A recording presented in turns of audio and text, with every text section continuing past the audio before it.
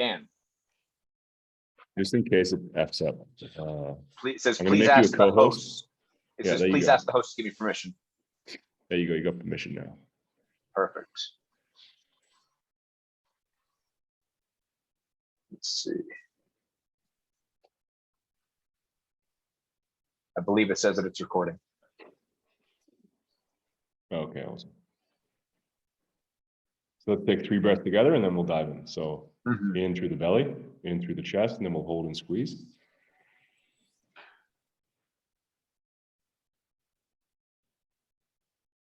Three, 2, 1, release, let go. 2 more times. In through the belly, in through the chest. Hold and squeeze. Bring that energy up and in. 3, 2, 1, release, relax, let go.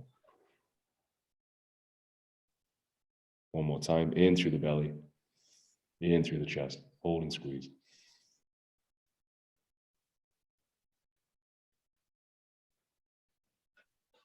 Three, 2, 1, release, relax, let go.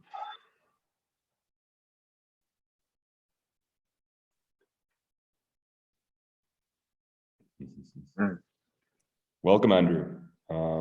So today, for everyone tuning in, I wanted to introduce you to a good friend and former client, Andrew Berard. He is a father of 4. He's a husband. He's a coach. And he has been on the most incredible journey over the past 18 months since we've known each other. And I truly believe that success leaves clues. I believe that there are patterns that we can find within the wisdom of people like myself and Andrew and yourself that can really help us begin to see what it actually takes to transform our lives, what it actually takes to do the inner work, what it actually takes to show up more fully in our lives and experience things in new ways. So I wanted to bring in Andrew here today because he'd been on such an incredible journey. He had completely transformed his relationship and his career. How he shows up in the world is incredible. He has an incredibly strong character, and he also has this incredibly caring, compassionate, understanding side to him simultaneously. But without further ado, Andrew Berard. Welcome, Andrew. Thank you, brother. Thanks for having me. It's a pleasure. It's a pleasure. And we've just been enjoying about 15 minutes of a catch up before we've jumped on here. But yeah, I'd like to dive straight in into your story in terms of what you've been through in the past 18 months. I think it's incredible how you have transformed. Like, I got to witness it firsthand. You know, I got to see it. We worked together for a little bit of time, and then there was a gap, a lot of integration, and then we come back and we work together again. And just to see and witness your transformation in terms of like how you're showing up, both energetically in terms of how you're showing up online. I know the challenges that you've been through to get to where you are today. I know how you're showing up differently in your relationships with your children, in your career. And I think it could be a really great exploration to see what it was that actually created the space for transformation to occur like that. So anyone listening might be able to take some wisdom and take some nuggets. Even if you can listen to this podcast or this conversation and you can take one nugget, then I think there's value being given. So I'd love to hear from you, Andrew. Where were you? Tell me a little bit about your story so everyone can understand where you were kind of 18 months ago, 2 years ago. And then let's lead into, you know, what was that moment where you actually decided, because I think it's a really interesting moment, like the moment where we actually decide to make a change in our life. I think that moment is really interesting. So I'd love to hear what that moment was for you as well. I'll let you jump off. Ooh, wow. That's, I don't often go back enough because my life has changed so much. And it makes me appreciate times like this to get that opportunity to go back and see where I was 2 years ago. Because I was a completely different person. Boy, you know, full of rage, full of just a lot of things that I was holding on to. And luckily for me, with clear transparency, my wife found you for me. You know, she knew I wasn't gonna seek out help. I was too hard-headed. I was too living in my ego, everything. I knew I had a lot of problems. I just didn't know what to do. And when she saw you, she knew that there was a possibility we could connect. Both, tattoos, kind of rugged, like to do adventurous stuff, in shape. So right away there was that connection. I remember seeing you for the first time, and it was like, all right, I'll give this guy a chance, because I had been through total of at least 12 therapists leading up to coming into that space with you. And my wife I got to that point in my relationship where it was do or die. I was going to lose my family if I didn't get my shit together. And I took that step, and I believe that we built that connection pretty quick. And my life's never been the same since. Well, I think you did the work, brother. And what I heard within that is that your therapist needed some tattoos and a good workout routine for the message to land. And maybe your wife putting a little bit of pressure on you to let you know that that changes had to be made. But what allowed you to actually, because a lot of men get into this position, right? It's, that we can feel that our partners aren't fulfilled, and we know as men when our partners aren't happy. We can feel it. It affects us. It affects our mood. It affects how we show up at the gym. It affects how we show up at work. It affects how we show up with friends. We can feel it. Our instincts let us know that.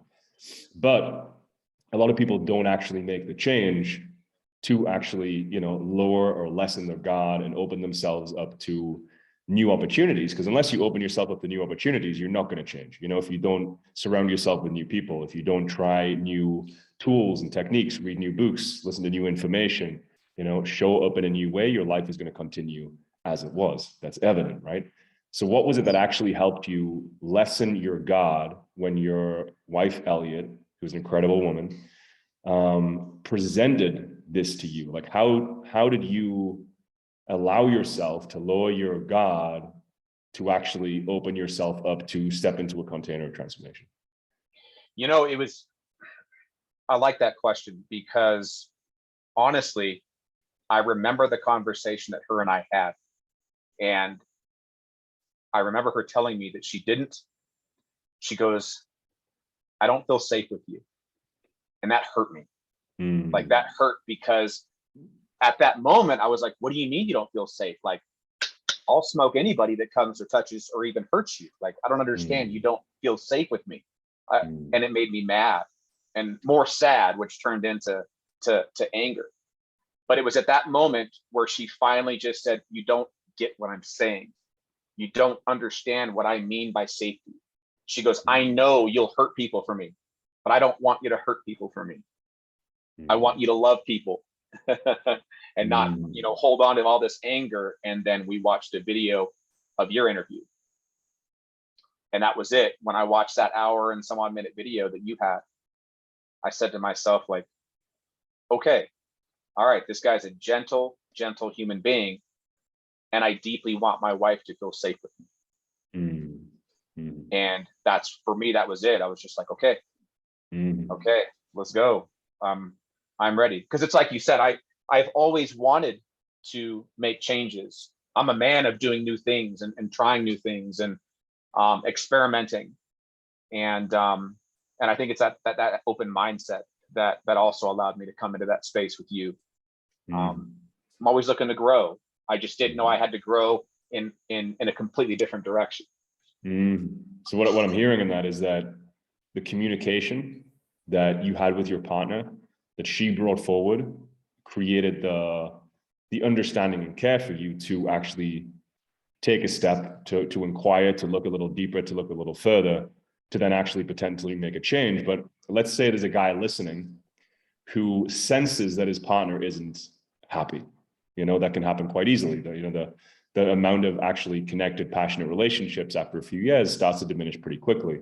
So I'm sure there'll be a lot of people who are listening to this who will be in that position, who maybe haven't got to the point where you got to. And maybe, through this conversation, maybe there's a proactive way that they can deal with that before it gets to that point, because the further it gets down the track, the more challenging it can actually be to actually create the repair and the healing and the safety.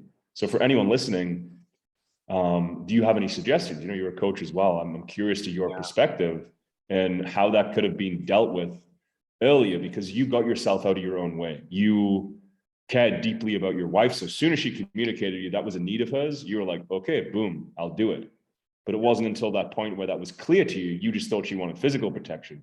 But what she actually wanted was, you know, emotional safety simultaneously. And there's no doubt in my mind that she also loves your fierceness and your care. So she might say that I don't want you to beat people up outside. But I imagine if we brought Elliot in here right now and said, do you love the fact that Andrew could completely look after you if you're in any physical danger? I would imagine she'd get all giggly and say yes. But what I'm hearing is she was also calling you into greater depth, emotional depth as a man, so that you can not only just hold that fierce strength, but also hold that emotional component to take that relationship to deeper levels of fulfillment. So what do you think could have been done in order to maybe deal with this at an earlier point in your relationship? Wow. For me, that's hard because Elliot had her from her own traumas, and it wasn't necessarily always me, didn't know how to communicate her needs. Her needs were never relevant, you know, and so I think it's important that all men just want to grow, you know, and I was so good at being one side. And then I realized like there's a whole other side that I can fulfill. And if it's going to make me a better husband, a better father, like that was another big motivator, is I wanted to be a better father.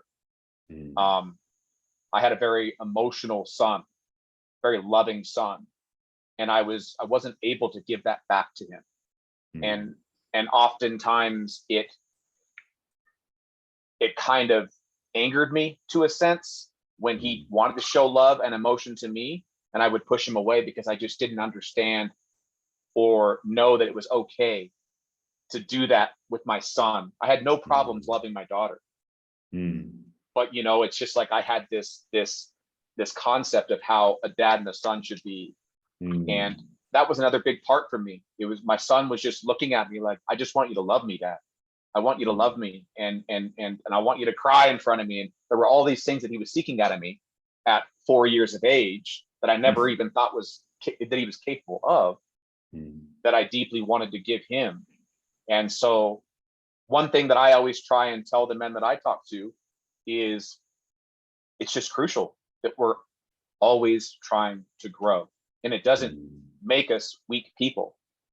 That's the mindset that a lot of men have coming into it is no, I'm good. I hear that all the time. I'm good. I'm good. Well, are you But good? are you? Are you good? Yes. Are you good? Exactly. Are you really good? And how is every relationship in your life? Not how you think it is, how is it? Maybe ask those questions to your partner, to your children, to your coworkers. Ask that question and make them feel safe at the same time, so that they can give you an honest answer. You know, and then take that feedback. Yeah. So how would you contextually, you know, for someone listening, let's rewind time 2 years ago, and you've got your friendships, you got your relationships. How could that be communicated?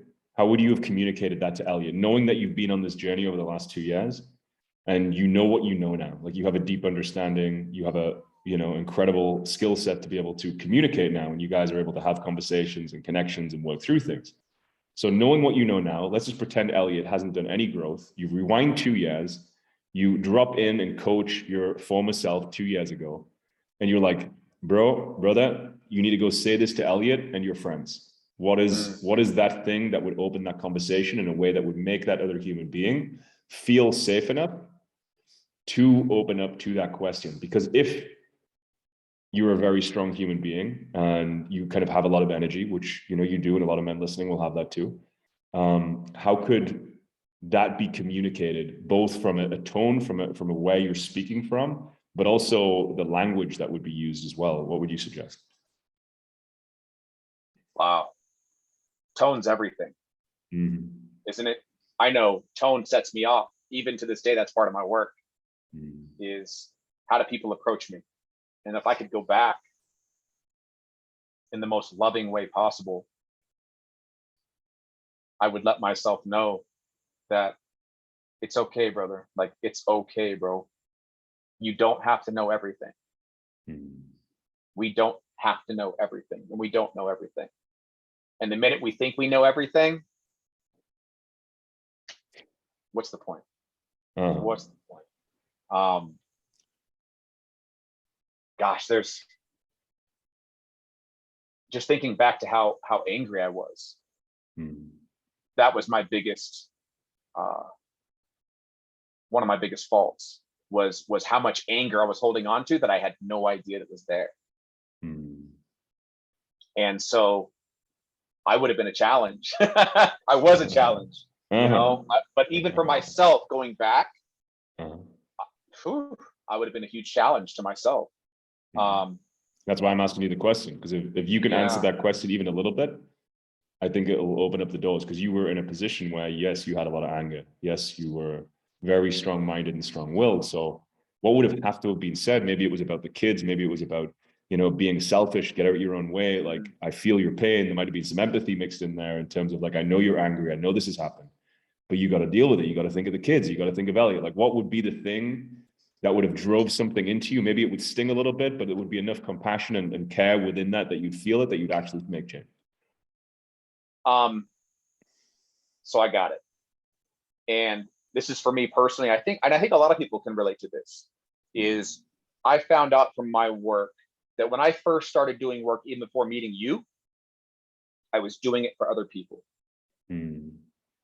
And it wasn't until I finally said, dude, you have to do this for yourself.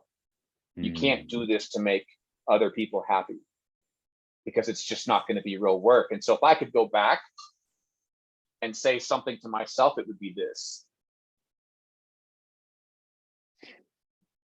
none of this was your fault. Mm. Everything that's happened to you, it wasn't your fault. And you can't try and control it. I was trying to control so many things in my life because of my traumas. And so if I could go back, that's one thing that I would say to myself, is that everything that's happened up to this point isn't your fault. And I believe that would have allowed me to open up, to come into this space. Because I blame myself for so much, and that's what I was holding on to. Yeah, makes sense. And from that space, you'd soften, and then you'd say something to Elliot, like, or your friends, look, I sense something isn't maybe quite right. I sense that you're maybe not having your needs met in this relationship. And I sense and feel my part in that. And I really want to take responsibility for my side of the street. I really want to have a beautiful connection with you. I want to get back to where we were 3 months ago, 6 months ago, 6 years ago, where we were alive and full of passion and full of care. And I know that we've went off track, and I want to take responsibility for that. So I'd love to know if you'd be willing to share with me what it is that's alive for you right now in this relationship. If you could share anything openly, knowing that I truly care about you, what would you share with me? And, I really want to be there for you. Can we have a conversation around this sometime in the next day or two? Yeah. In all honesty, that's I would have told Elliot, we've never had a great relationship, and I see that now. We've never had a healthy relationship, and I see that now. I want to have a healthy relationship. I have no clue what that looks like, but I want to find it.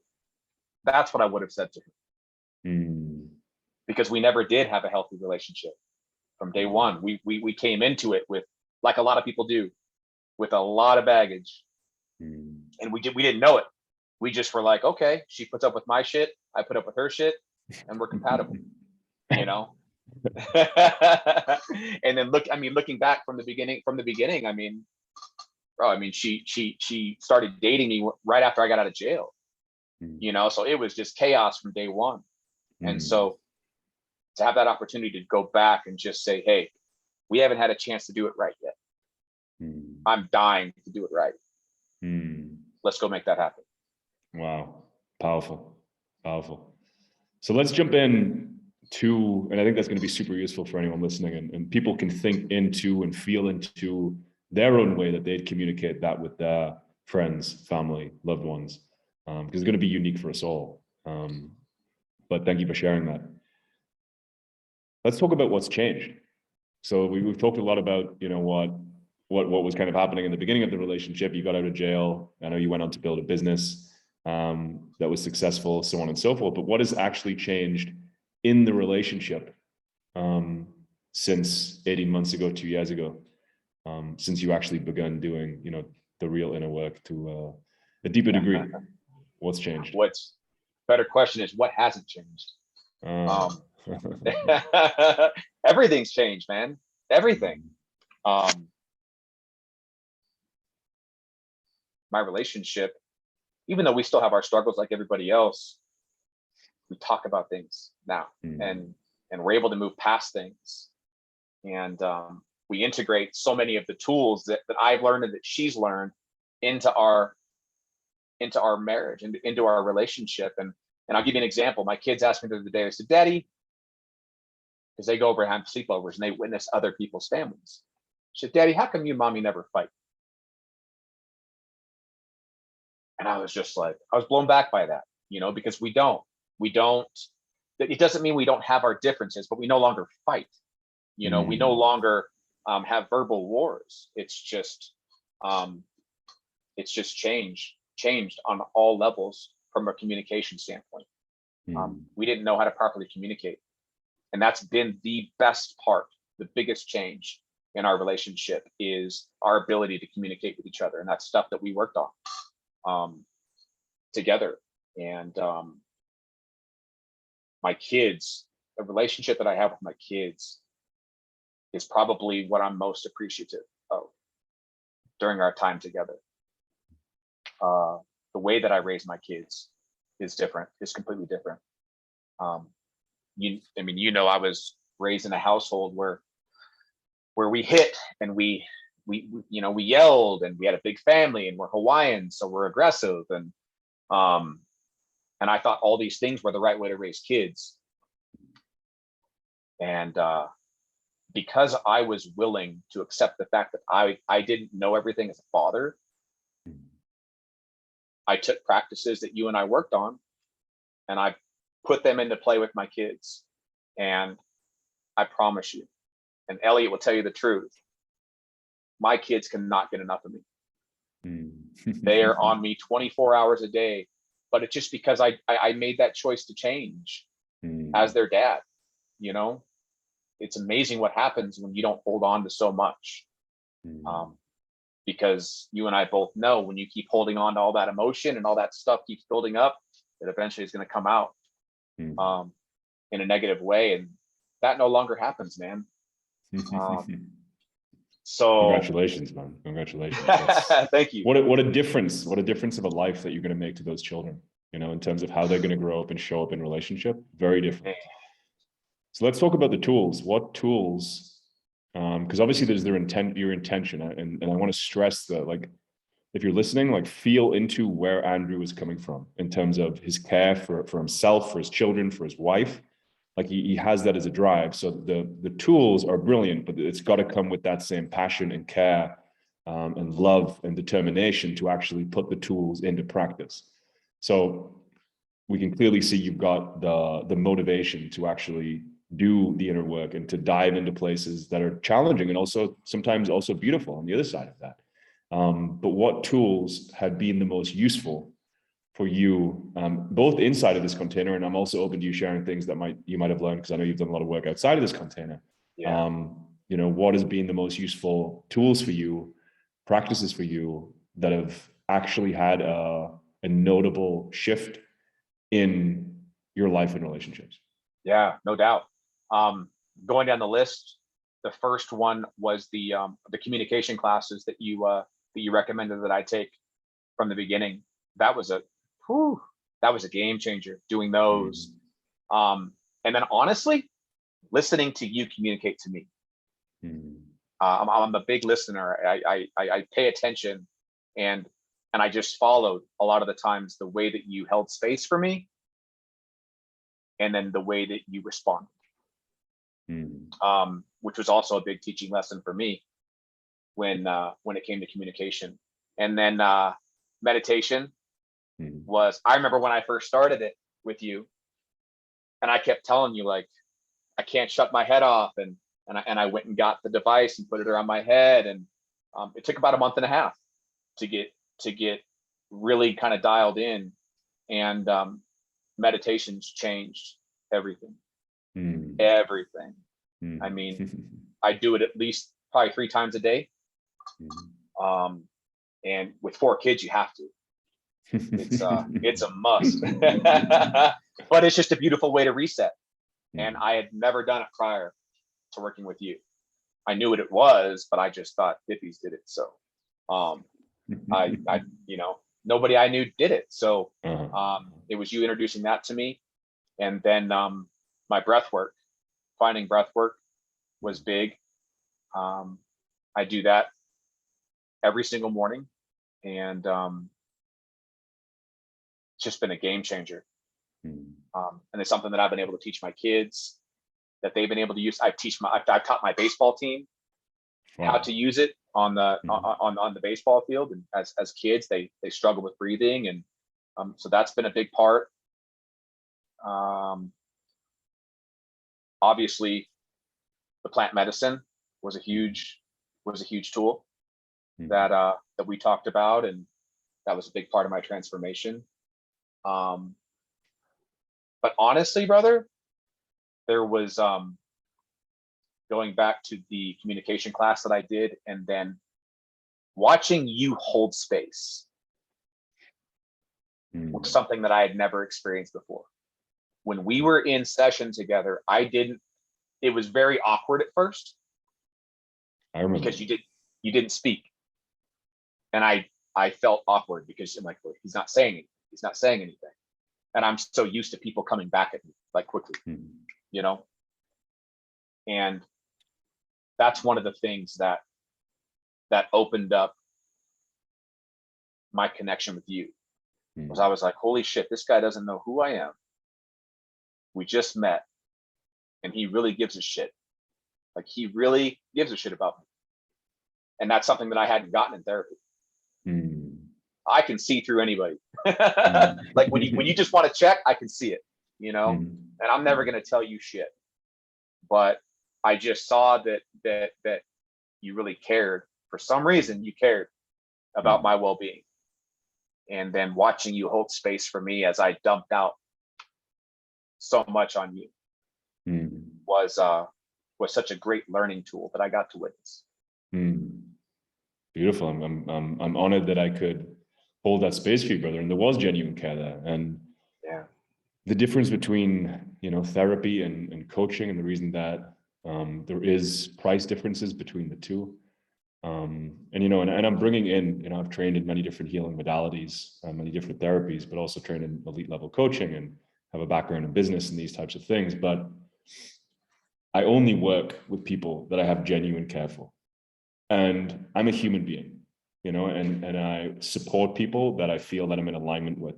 Whereas a lot of therapists will just take on anyone.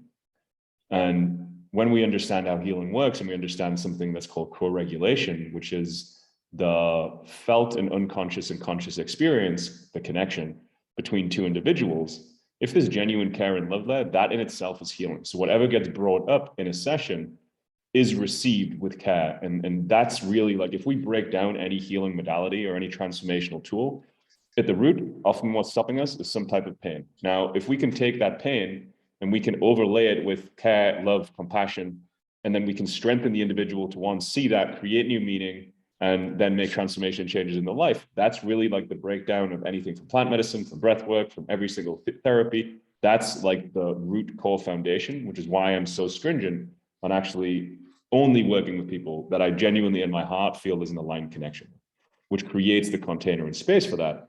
And I want to add to what Andrew said, is that a lot of the time I was guiding you through. So some people I do speak faster with, whereas what I felt, intuitively that you needed was me to slow down so that you could create the space for you to slow down and allow for the things that you maybe had been running from to feel safe enough to actually begin to emerge.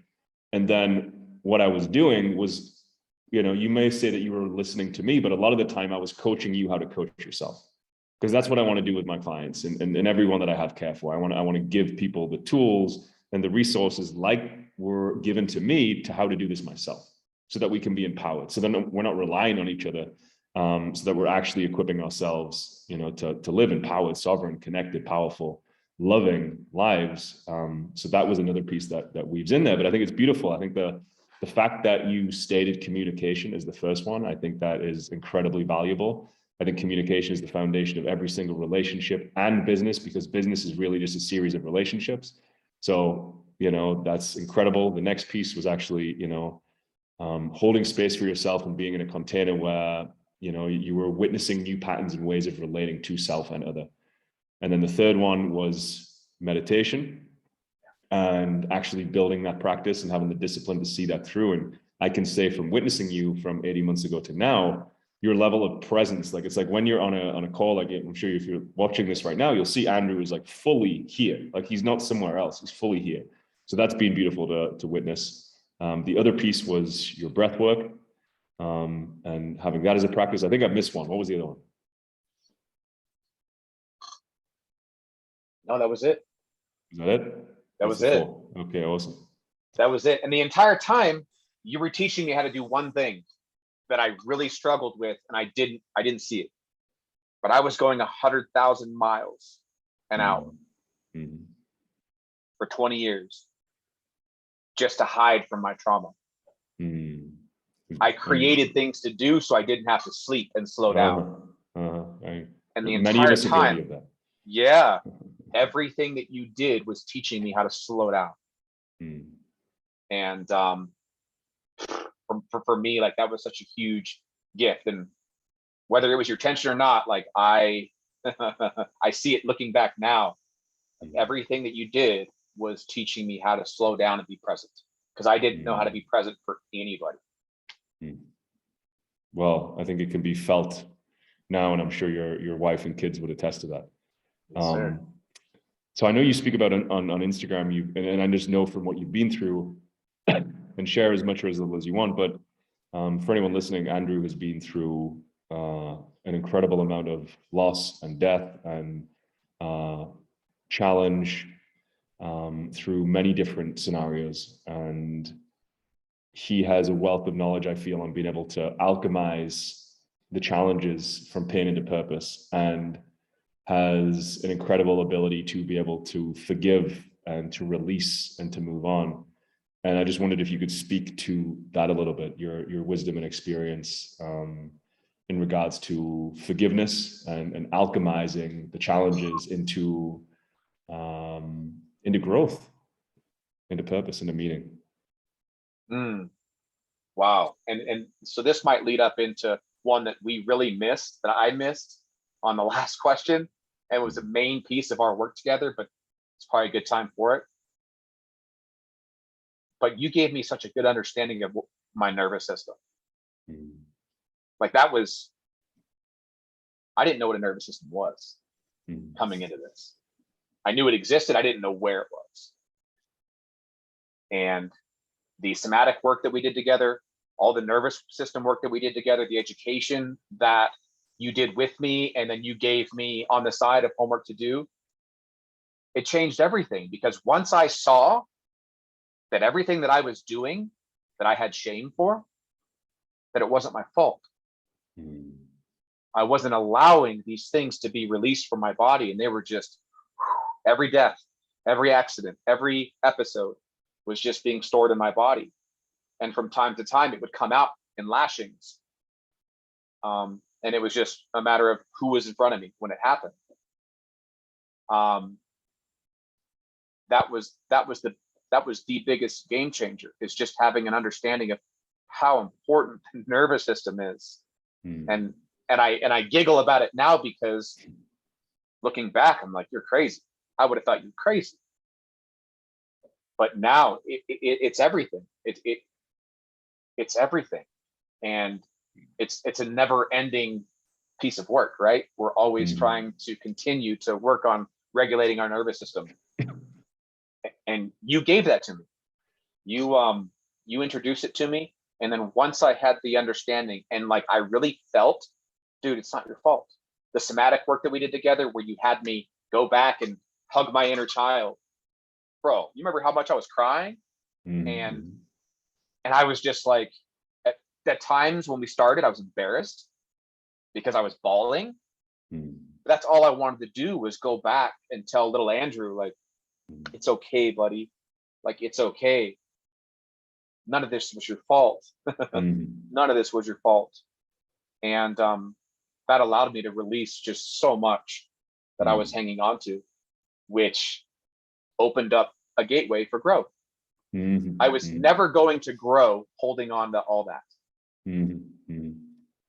And what happens when we go back and create that space for our inner child? Have you become stronger as a man or weaker as a man? And I know that question sounds loaded, and it is loaded, but I just wanted you to share on that, because a lot of people have this idea that we're going to come and we're going to, release, and we're always just like, like sobbing and this type of thing. There's a lot of resistance for men around that. Firstly, can you clear that up?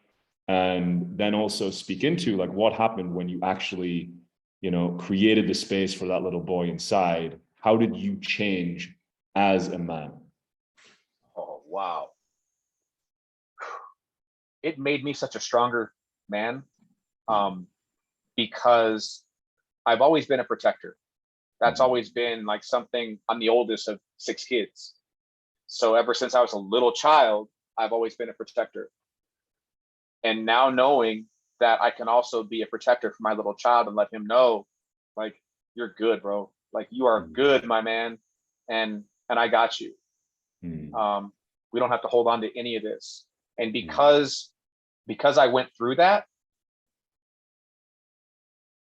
the old me would have thought I was weak. And I wouldn't have been more wrong, because the relationship that I have currently with little Andrew is one that I'll always have. Like, I'm proud of it. I'm so proud of that relationship, and knowing that it does exist. I'm all in, and I want to grow for that little man, along with my other children. So there's a saying, right? It's like, heal the boy and reveal the man. Yes, do you believe that's true? Oh, that's it. Heal the boy, reveal the man. And my family has gotten to witness that because of it. What would your family say if they could jump on right now? What would they say about your change, your transformation, how you're showing up as a father, as a friend? What would others say, or what have others said to you? Because I know you spoke to me several times about, different things, different conversations. What would be a few things that you've heard, or the feedback that you've got from others, just to demonstrate that this isn't just something that you're perceiving, it's something that, everyone in your community, family, children are also getting to witness. So what are some of the things that have been said to you that really make you feel proud as a man? To hear them tell me that they're proud of me is pretty incredible. The old me refused to celebrate me. I just told myself that I've got to be strong. You're a man up, raise your kids, this is life. And now to have my kids and my wife tell me consistently, like, whether I fail or succeed, Daddy, baby, I am proud of you. It gives me chills. It gives me chills. And if they saw you, they'd probably give you hugs and kisses, and because even though my kids have never met you, they know you. They know you. My son knows you, because we talk about our relationship that we created in our time together. It's an honor. Yeah. And I believe, and I know Elliot's told me this before, but I believe they're grateful because of the family and the life that we're going to have moving forward. Mm. We still have X amount of years, and we're going to make the best of it. Mm. And our kids are going to have the opportunity to live a life of love and peace and happiness Mm. because we chose to change. Mm. And that's what it's about. We do it for ourselves, but so many other people benefit from us growing as individuals. So many people benefit because they see it. They see it. I have friends and they're like, well, what are you doing, dude? Like, what is this? You know, they're all so curious because very few know about it here in the States.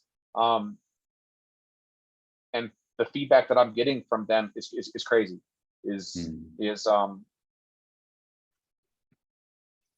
it's pretty cool to watch, man. Mm-hmm. And some of them have become clients for you now as well, right? Oh yeah. Uh-huh. Yes, they have. And the work that we're doing together it's beautiful. And you're the one that convinced me. You know, you told me like you were built, you had to go through everything that you went through to do this work. And I was combative with you. I was like, that's not for me. That's not for me. And I just know without a doubt now that you were right. Like I had to go through everything that I went through to get me right here, so that at some point I can help other people, just like I was helped by you. Beautiful, beautiful. And how has it been to see some of your friends and clients actually go through the transformations that you've been able to help them with? How does it feel now? Because you had a successful business in the catering industry. Yes. You've been an entrepreneur for some time. How does it feel now to be able to create that level of support and fulfillment in your life? Oh man, well, you talked about it a lot in our work together. Second time around was living a life of purpose, living a life of meaning, having a career of purpose and meaning. And catering was great. It paid the bills. I did very well in it, but I wasn't living my purpose. It wasn't bringing me a sense of joy and happiness. And I promise you, when I work with my clients, it's not work. It's not work. Yeah, it is draining at times, you know, and I do need to take time to recover. But being in that space together with people, it's like nothing else. To see other people grow and want to grow and just be better people, and then to see their children benefit from it, that brings me the most joy, is to watch other people's kids benefit from their mom and dad's growth and improvements. Beautiful, brother. Beautiful to witness that you've been able to do that. And I remember those conversations where it was clear that, you know, it wasn't just my projection, that we had a lot of deep dives in terms of you doing that. And I think your resistance, you know, like for anyone who is resisting something, there's normally something that otherwise it's like, if it's not a thing for you, generally just you have like a blank response to it. But when there's this kind of like, oh, like there's more of a, I can't do that, I'm not worthy of that. Generally, there's a place to dig deeper and to actually see if there's something going on there, which is what we did over our time together. And you went on many different paths and resisted for a long time, and then I think you had your own realizations and ended up on that path. So beautiful to witness that. We got two more questions, Andrew. Firstly, what are you most proud of in the last 18 months? And then I'll finish up with where can people find you? Where can people connect with you on this digital world of ours? Where's the best place for people to come and connect with you? I am most proud of the man that I've become. Easy. Say this without getting emotional, because I've gone through such a big change. Like I thought I was proud prior to coming into this work, but I'm just so damn proud of myself, because it wasn't easy. There were some hard days and some challenging nights, and but for 20 years I didn't know what happiness felt like. 20 years, that's a long time, and you know, a lot of people, I believe, take happiness for granted. I never did, because I didn't know what it was. And to really be happy and know who I am and what makes me happy, and what brings me peace really gives me a sense of purpose and meaning. To be such a peaceful human being now and not an angry person is like a boulder lifted off my shoulders. And I'm just so damn proud of myself, man. I really am. Because there were times I didn't think I was going to get here, and I don't often reflect backwards. And so much work had to be done, and it was done, and it was the best investment I've ever made, ever. There isn't a better investment than yourself, right? Beautiful, brother. I'm proud of you too, my man. It's been beautiful to witness your changes, transformation in your own life, how you're showing up and getting to experience life. And also, I follow your kids and your family online as well, and getting to see you guys interact and play in new ways is fills my heart up, because I got to play a small piece in that. And you did all the work. You showed up. I showed up for 90 minutes once a week, and you went away and you implemented, you integrated, you took what was said and you made it happen. And I think that is a rare quality, and I think it's a testament to your character, to your heart, and who you are as a man. So much respect, brother. And you committed to me, and you checked in with me, and you continue to check in with me, and you really care about your clients. And yeah, you'll always be my brother for that. My man. Alrighty, so where can people find you? So just so you know, like, Andrew has incredible content online. He shares beautiful messages around relationships, around healing, around inner work. And, it's kind of like if you imagine Joe Rogan and The Rock had a love child and was a coach. That's Andrew Berard. Yeah. He's a badass. So go check him out. But where can people come find you? That's awesome, brother. My Instagram, I am Andrew Berard, and my website, andrewberard.com. Awesome. Any final words? No, man. Thank you so much for having me. And this was a pure joy. You've been one of the biggest blessings in my life. So I thank you. I'm honored, brother. Absolutely honored. It's been a pleasure. Thank you for sharing your wisdom with us all today. And if you've resonated with Andrew's message, go check him out and just hit him up. Let him know that.